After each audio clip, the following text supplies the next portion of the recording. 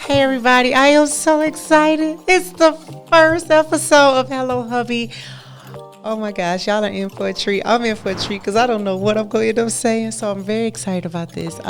So we had this big introduction that we were going to do. It's going to be like this beautiful way of segueing into Hello Hubby. But unfortunately, my brother passed, and I'm just now getting in yesterday from 10 days being back home in Michigan. So it's been a little trying time. So I'm extremely excited to get my mind off of the grief, if I can be completely transparent, because I don't want to think about it. My brother's name is Eric Dorsey. And Eric, I love you. And I know you're watching. Okay, I don't want to cry. Okay, let's move on. Okay, so I was in the bathroom and I was doing my makeup, and I started to think about counterfeits, like counterfeit love, and how we give so much energy and effort to it. I'm speaking from experience. I did a long stint of a relationship, and I gave my absolute best self. I mean, you want to talk about a wife?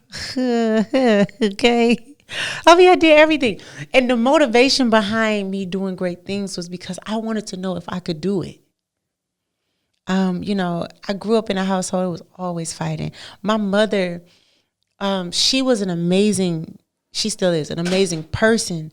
But beyond that, my mother was more so the worker. She worked all the time. She cooked our meals. She took us to church, but she worked. So we didn't really get to see the beautiful nature of my mother as far as it was being a wife. We saw her as provider and mother, but not the beautiful, pure essence of a wife. You get what I'm talking about? So everything that I gave to that relationship was me challenging myself to see if I could be the wife I'd never seen. I saw a great mother. So I had the perfect example of what this is how a mother should love her child. So my mother gave that to me, but I didn't know if I could be a wife. You know what I mean? So I do almost 7 years of like, man, how can I make you happy? What can I do to make you happy? I remember I used to always ask, are you happy with me? Is there anything else that I can do? Is there a better way that I can make you happy? Is there something I can adjust? I always would ask that. And he would always say no, or no, you're fine. Or, but of course, later on, it was like, there's something wrong with you. There's always so, and let me be completely honest. All right. So, in my past relationship, I'm a collector of pain, or I used to be. I've since then changed. But I'm a collector of pain. Like, how people drink alcohol to get liquid courage. I don't drink alcohol. I don't smoke. Oh, but I remember. And because my natural nature is so kind, I needed a boost to get angry enough to retaliate. So I started becoming a collector of pain. And once I reached my capacity, I'm getting ready to tear this roof off, right? So multiple times in my past relationship, I reached my capacity. And a lot of fighting had to happen in order for my point to be proven that you shouldn't hurt a person like me. You should cherish a person like me. You should love a person like me. You should make sure a person like me stay a good person. Because my kind of people will make sure your kind of people keep being great. You know what I mean? It's those people that you say you got to protect them at all costs. You know what I mean? We don't want that person to turn bad. So let me get back to the point. So us as women, right? When we forget that. I don't want to talk about us as women. I don't know you as a woman. And I don't want to generalize you as me, because I'm different than my sister. And we were raised in the same house. We woke up to the same type of noises, the same type of fights and arguments, but we interpret them differently. And the trauma that I experience is different than my sister's trauma. even though we literally laid in the same bed together. We grew up with each other. So I don't want to generalize. All I can do is talk about myself. And if anything that I say resonates with you, then cool. But if it don't judge me, right? Right? We're different. Like, I'm not like you, you're not like me. Like, don't judge me. Because if you judge me, I mean, you only hurt yourself, because I'm not going to hear your thoughts. You know what I mean? I'm not going to read your comments. They could hurt. Like, I'm not going to do that. I got kids. Yeah, I got to take care of my kids. So anyway, here's the thing, right? Jessica Reedy. When I fall in love, oh my God. I fall in love because I love love so much. I think it's so beautiful. Not just the idea of love, but like the idea of family, the idea of finally having somebody who has progressive thinking, who wants to move in the same direction as you do. Like the idea of knowing that somebody exists and it's your groove. Like y'all flow. You know what I mean? To have that, I want that, right?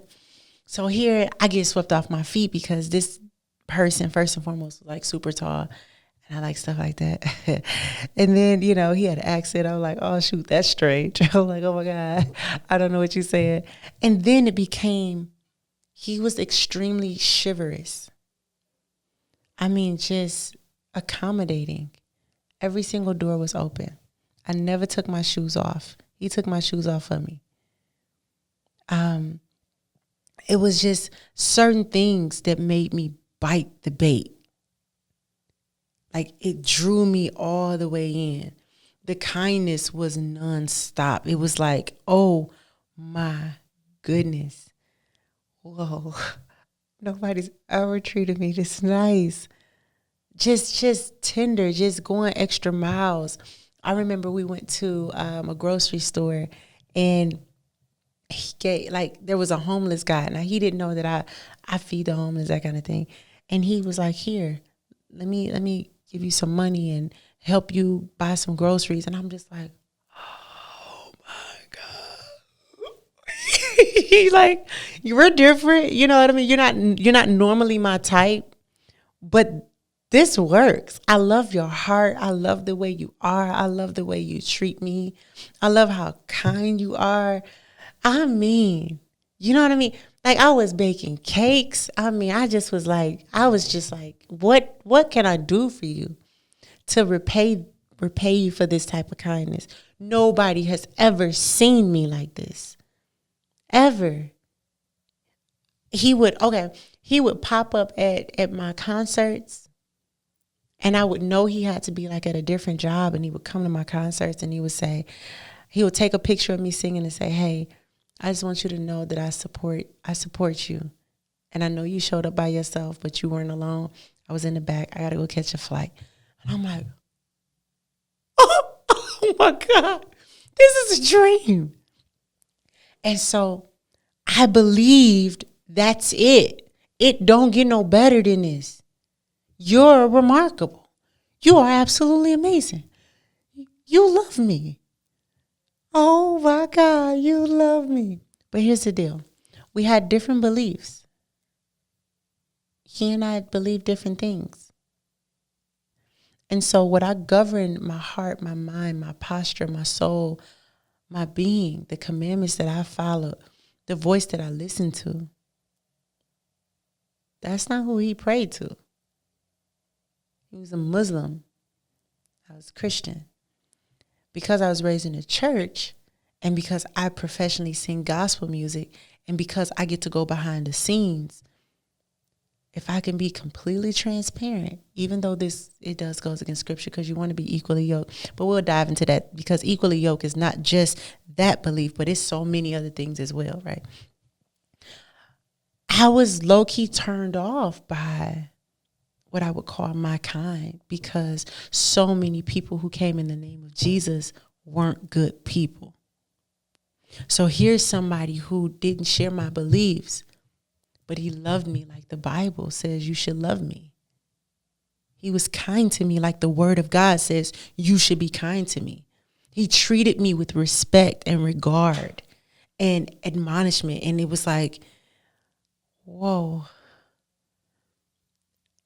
whoa, I'll be the legs in the hands of Christ. I'll show you who Christ is by what I am. And you'll eventually believe in Jesus Christ, because I stood on the confidence that I am contagious. Like, you have to catch what I have. If you are around me long enough, you're going to catch what I have. All right, now, you know how they say there are these red flags?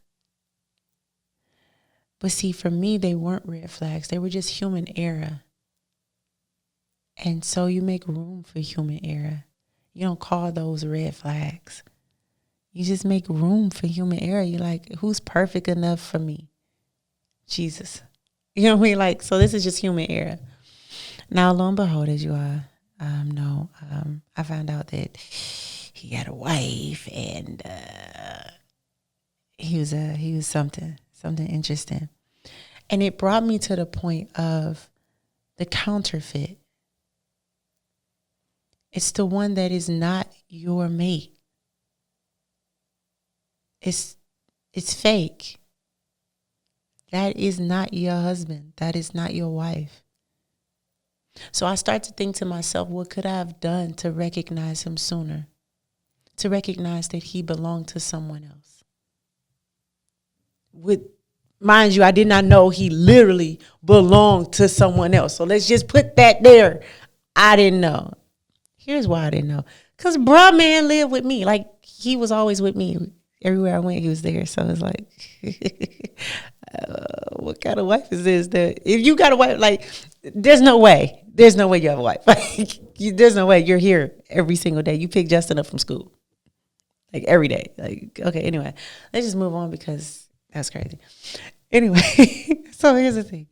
I'm like, what could I have done to recognize that he wasn't my husband? And what do I have left for my husband? I've given my body. I've given my mind. I've given my heart. I've given my children. I've given my ovaries, my eggs. You know, I've given my submission, everything to this experience, to this moment, every single thing. And it's like, what's left for the real one? Can I do this again as pure as I did it before? Can I love him, my husband, like I love this counterfeit? And I wonder to myself, even today, like, Jessica, you went to deep capacities within yourself to unravel parts of you that you knew you had reserved for your husband. Depths of your heart, depths of your mind, depths of your body that you knew you reserved only for your husband, because you believed that this was yours. And it was just a counterfeit. And I find myself all the time now, like, doing exercises in my mind, like, do I have it in me to go another round? But what if the next round is counterfeit? You know what I mean? I don't know. I guess this podcast for me is not more so to give you advice, but to allow you insight into my life, so maybe it can advise you. I don't want to be no guru or nothing, because I'm figuring it out as I go. I'm learning and figuring it out and trying to see what works, listening to the Holy Spirit and dying to myself. And all I want to do at this point is love. But my swag is different. Like, my mannerisms are different. I'm still nice. I'm still kind. But you can't pull that same sheet over my head. I'm not going to let you. But then I go to this point. So what? So do my husband have to do extra work to get me? when I should have had enough wisdom to wait for him so it could be a smooth transition. Because he's been ready for me. I've been ready for him. We would recognize one another. It'd be a smooth little joint. We go right in like boom, boom, boom, cut, pow. But now he like, I got to do extra stuff just to let this girl know I ain't fake. And what if he's exhausted? I'm just letting y'all know my thoughts. Like, God got it all worked out. But if you could just let me be a human being for a minute. It's like, but what if he tired? What if he like, look, girl, I thought you was the one, but I ain't about to do all this. I just did all this. Like, what if he has to have the same thoughts? That brings me to this point. Loving without fear is my new goal. That regardless of who you are, I want to give you pure love. Not perverted love, not impatient love, not the love that takes you into depths that you have no rights in, but just fearless love. And again, my bucket is full and it's overflowing. So you walking away is just as much as a blessing as me being able to spend time with you. The laughs we've had together, the dates, the whatever. It was a joy to have you. Because I can't figure out the gaps. I would rather just love you. Of course, discernment will let me know not to waste my time. But sometimes you just meet friends. Sometimes you do run into your one. And instead of putting up all of this, don't play with me, I would love to see how you respond to my love. I feel like the best way I can get a gauge on who you are is to see how you react to how I love. I love deep, and my love exposes. It's not my reservation. It's not me reserving myself that exposes you. It is my love. When I love you deeply, I get to see the whole table. I get to see everything about you. I get to see your discomfort. I get to see if you know how to receive love. I get to see if you know how to give love. I get to see your agitations, your competitive side. Are you competing with me? I get to see your insecurities. If I open my eyes and I'm no longer blinded by the love, I get to see you. So I don't want to rob myself of the experience of you out of fear that you'll hurt me. Because where I am now, I've graduated to this space of pain ain't bad. It's necessary. Pain ain't bad. I need it. I grow from it. I don't want it. And if I can avoid it at all costs, I want to avoid it. I'm not trying to be hurt. But in the event that I am hurt, well, okay. I'll grow from it. I'll learn from it. I'll move on from it. It's not a thing. Oh, but I'm getting ready to love you, though. Whoever you are, I'm about to love you. I got that to give. Because this life is short. And my life is not about me marrying you. My life is about me finding the destined partner to complete the rest of my missions. It's not about me marrying you. So me loving you, I don't need permission to do this. You need this anyway. Me loving anybody is a part of my assignment. You can have that. You can have that for free. I love you if you don't love me. I love you if you do love me. You got that. But man, to meet the one that's for me, because I'm different.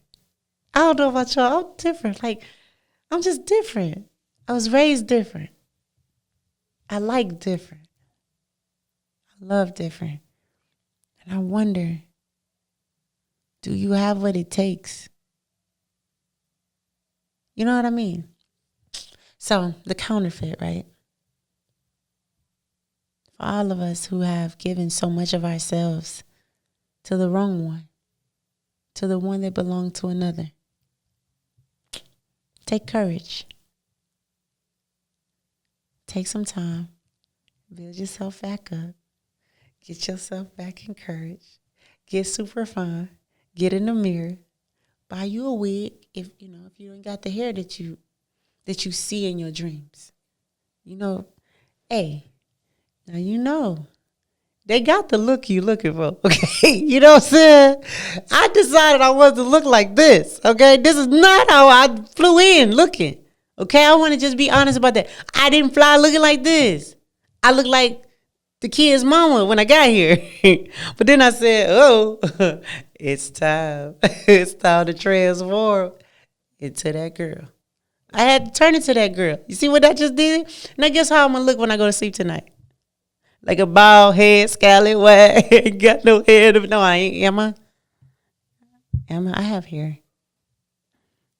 I do have hair. I have hair, right? Hey, let's just move on. I feel like I just told too much information, but we can move on. Listen, get yourself together. Self-love is so important, right? It helps my swag, but it just helped my swag. It helps illuminate everything that I am. It helps the Spirit of God flow through me even the more. It helps me recognize those who are for me, those who are against me. Self-love actually gives me clear sight. And I'm not talking about obsessive love of self, being a lover of myself. No, but just self-care, self-encouragement. I've been grieving my brother, but I still was like, Jess, what a blessing it was to have Eric. Oh my gosh, y'all fought all the time.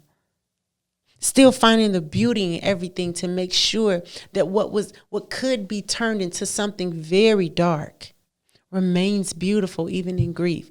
It's like in every grievance situation that you face in your life, find the beauty in it. You're in a bad relationship right now. Can I say something real quick? This off the topic that we started with, but can I just look at here? If you with somebody that don't treat you well, that's not your principal. That ain't your uncle or your dad or your mom or your aunt. Leave. You can leave. I didn't know I could leave. I wasn't okay leaving. We would break up, but it would be I would hope he changed and he would pursue me again.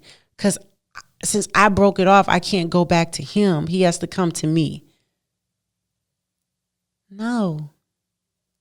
Walk away from it. Feel that pain. It's worth it. That's a necessary, feel that pain. Feel that gripe. Feel that pressure. Feel it. Feel all of it. And free yourself. Somebody cussing you out, disrespecting you, not answering your phone calls, treating you like crap. You ain't got to take that.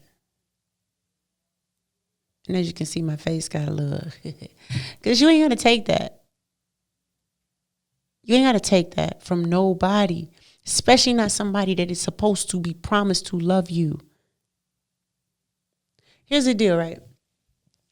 Love is our language, ladies. Us, we speak love. After all the trauma is healed and all of the past stuff is, when you get back to your real self, girl, you speak love. You may have forgotten, but you speak love. And for the most part, men speak respect. They got to have that. Respect me. And what you do, how you dress, how you represent me. They speak respect. So if a man can't speak the main language, just the foundational language of love, forget the love language of your being. If he cannot speak the foundational ground level language of just love, he has to be removed so that he can learn. And you can't teach him. You just got to be yourself. and let him look through the window and observe. However, if he's willing to openly say, I do not know how to do this. I have no clue how to do this. Girl, look, man, I love you, but man, I don't know how to do this. Well, then that right there is fun.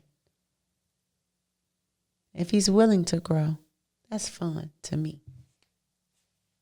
Hey, again, if you judge me, that's your business. That's not my business. Don't let me know you don't like what I'm saying. It ain't my business. That's your business. That's your opinion. Why would you tell me how you think? I don't want to know. Don't tell me how you feel, okay? If you do not like what I'm saying, don't tell me. Don't. It's your business. I don't know about your bills. I don't know about what you ate. I don't want to know what you think. You see how that works? Hey, leave me alone. I'm my own person, okay? I'm growing up, okay? Leave me alone. I'm just saying, if a man is willing to learn, he spent his whole life without you. He does not know how you and him mix together. It has to be taught. He has to have a class of you. He has to take the Jessica class. So if he willing, hey, come on, sit down at the table. Let me teach you something. You know what I'm saying? Like, if you're willing to learn, I want to teach you. If you want to know who the girl is, let me show you. You know, like, oh, that's exciting to me. But if the brother don't want to learn, if the sister don't want to learn, if they think that they have a gauge on how this thing should go, and they have just met you, and they don't understand that in order for you two to flow, there must be a class of each other. You have to take his or her class, and he has to take your class. But he don't want to pay tuition. He don't want to show up and have perfect attendance. He want to pass and not be in class. No, you can't do that. I want you interested in me. Like, be interested in me. Be interested in what I'm interested in. Be interested in how I think. Pay attention to what I buy, how I like my water. I don't drink cold water. I hate cold water. I drink room temperature water. If when we go out, I always say, no, I like the room temperature water. And when you hear me say it multiple times, and then when we're together, you bring me cold water. For me, you're not interested in me. You've paid no attention. I've shown you numerous of times. You've been in class, and every time you next to me, you in class. Every single time you are around me, you are in class. This is not some introduction that I'm going to say, all right, welcome to Jessica Reedy's classroom. No, every time you are in my presence, class has started. So let me see how much you're paying attention. Because there's always pop quizzes. And the thing about it is, I'm always paying attention. You need to always pay attention. Yeah, be kiki and laughing like, oh, you crazy. No, watch. Pay attention to what they're not paying attention to. Pay attention to what he's not saying that he should. If you've already said, hey, I give to you what I like. And you said that many times. And yet they don't return the favor. Pay attention to that. I'm telling you that everything that I'm doing for you is what I actually want for myself. The hugs that I'm giving you is, I want you to hug me without me having to ask for it. I want you to compliment me randomly, stare at me without words. So that I can say, why are you looking at me like that? You can say, you're just beautiful. Wait! Oh, what you say? Ow! Say it again. It's like, okay, so what you want to eat? Like, where you want to go? This is because again, we speak love. So it's like, wait a minute, wait. Oh, man, you think that girl is beautiful? Tell me more. So what you like about my face? Is it my nose, my eyes, my teeth? What? Is it all together? What threw you? Like, is it the dimple? Like, what? You know what I mean? It makes everything about this class.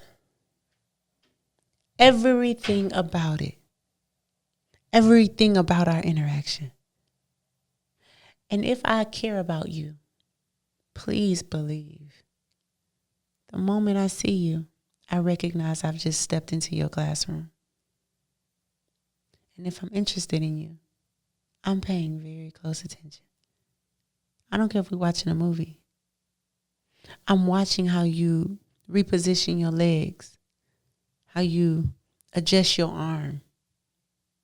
I've made myself fully aware of my surroundings so that I can learn to see if this is a good fit for me. You understand? That's just Jessica. I am not perfect. I am not your guru, okay? I don't have advice for you. I'm just learning how to be the best me. And I know that God has someone for me. And he's quite extraordinary. And I know I love him. I know he loves me. And I know he likes me. And I like him. And the only way we've accomplished this is because God has made sure that we fit. That when I sign up for his class, it just makes sense. It ain't hard to learn. And I'm not hard to learn. You know? Is that a good first episode or what, huh? Did we talk about some stuff? Or did we talk about some stuff? Now, so here's the deal. Being that it is Mother's Day, I would like to acknowledge all of you beautiful mothers out here. Thank you for doing the dang thing. It is not easy for us. I'm a mother of 3 boys. I know you can't tell. Or can you? Because look, sometimes my clavicle bones don't come out, and that's the only indicator that I know that I'm losing some weight. But if I eat too much, they just faintly disappear. So anyway, let's just move on. Vanity, vanity, all this vanity. But mothers, I'm so proud of you. Please be strong. For the mother that is dealing with a child that has an illness, a sickness, eczema, cancer, liver disease, kidney disease. You stay up all night. The baby's sick. You stay up all night. You don't know if the baby's breathing, has asthma. For the ones that don't get to go to sleep saying, oh, I checked in on him, he's doing well. You give your life to making sure that baby can have the best quality of life. I just want to tell you, I think you are remarkable. And that God has designed you specifically with the grace to handle this. And you can do it. You can do it. You got it in you. You got it in you. This is your cup. You were specifically designed for this journey. So as much as it may seem like you don't know what you're doing, it's in you. You got this. You got this. You got this. I'm proud of you. And I also want to just say, Jessica Reedy, I am proud of you. Man, you raising 3 brilliant boys. Jessica Reedy, you doing it with the help of God, for real. And you around here looking like you looking, girl. And you looking like you looking. I just want to acknowledge me, okay? I am doing a great job. I'm doing a great job, man. I don't care what you say. I am doing a great job. My children are beautiful. I love them. They know that they are loved. I discipline them. I'm not going to say whoop because some people don't believe in that. Don't want to offend you. But I discipline them. They are articulate and brilliant and beautiful. And they love each other because I make sure that they love each other. Otherwise, I tie them together and they got to drag each other around like a sack of potatoes until they apologize. But anyway, that's another episode. Happy Mother's Day to you and happy Mother's Day to me. And I also want to acknowledge my mother. Mama. Whew, girl, you're going to make me cry, but watching you handle Eric, your firstborn. You took care of him and served him. You cooked every last one of his meals the last 20 years since he been sick. We didn't cook all of them. I was cooking for you, but you, you just epitomize so much grace, class, strength, beauty. I was blown away watching you, Mama. I have a firstborn, and it was only us for 9 years. And the bond that he and I have is different than what I have with my other two. Justin grew up with me. And Eric grew up with you, Mama. I just want to tell you I'm so proud of you. You made me so happy. Ma, I love you. You buried your firstborn, and you didn't shed one tear, but all you did was bless God and worship God. So thank you for being my mother. Happy Mother's Day to you. I love you, girl. With your fine self. You know you fine because you made the girl. You understand me? You know you fine, Mama. Huh? I look in the mirror and I be like, oh, I thank my mama. That's just a joke, but it's the truth. You understand? All right, let's move on. Because, some of us ain't at that place where we compliment each other or compliment ourselves. So you might think that this is arrogance. But the truth is I used to be so low that telling myself I was beautiful was insulting and offensive. So before you can tell me I'm pretty, I'm gonna say it. Before you can blow my head up, I'm just going to already resolve it. We are now touching and agreeing. You're not giving me something I don't know. No, I agree with you. I am fine. You know what I'm saying? I ain't the finest thing you said, but I bet you I'll be on the lineup. You know what I'm talking about? I'm on the lineup. Like, it's them and me. You know what I'm saying? Like, it's not just them. And I'm in the audience like, I wish. No, we're together. Hey, sis. Girl, you fine too. That's crazy. Like, we're together. Like, what you mean? You know what I'm saying? Like, don't play me. Like, I'm up there too. Anyway. All right, so look. So the way this thing goes, right? Every episode, I'm gonna write like this little small song for my future husband. It's so scary, oh my God. Because I be thinking, like, what am I going to say to him?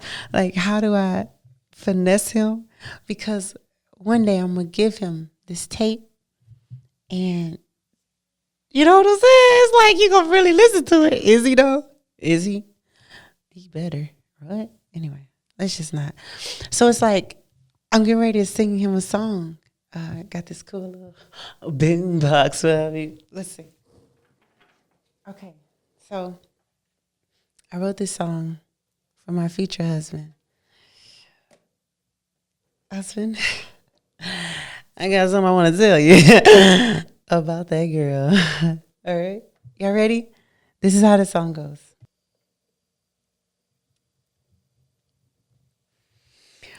Okay, so here we go.